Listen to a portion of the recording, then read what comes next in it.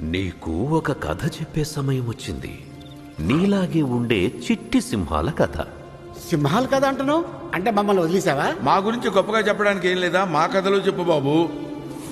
పుట్టుకతో అన్నదమ్ములు కాకపోయినా ముఫాసా, స్కార్ అనే పేరుతో పిలువబడే యువరాజు టాకాల కథ ఇది.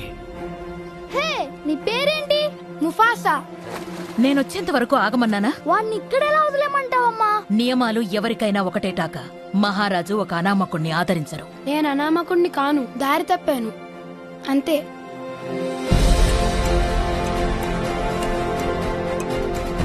బయట వాడెప్పుడు పగవాడే దూరం పెట్టాలి.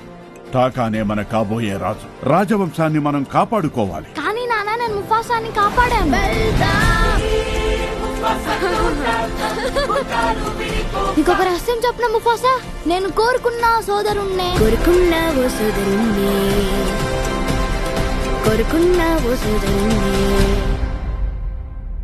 అప్పుడప్పుడు ఈ చల్లని గాలి నా ఇంటి నుంచి వచ్చే జ్ఞాపకాల్ని గుర్తు చేస్తున్నట్టు అనిపిస్తుంది. అంతలోనే మాయమవుతుంది.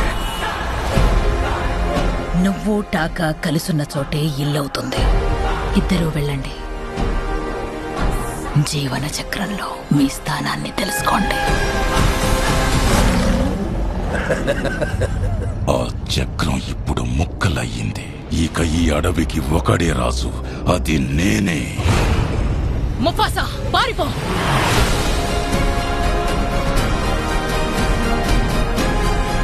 మనం ఒక్కటిగా పోరాడాలి. పోరాడితే పోతాం. మీ సావు మీరు సావక నన్నెందుకు లాక్కొచ్చారా బాబు? నేనుండగా నీకేం కాదు టాకా, భయపడకు. ముఫాసా! తెచ్చావురా దేవుడా! బతికిపోయాం. మనల్ని కాపాడింది నేనే. ఇందాక ఇది అన్నావే.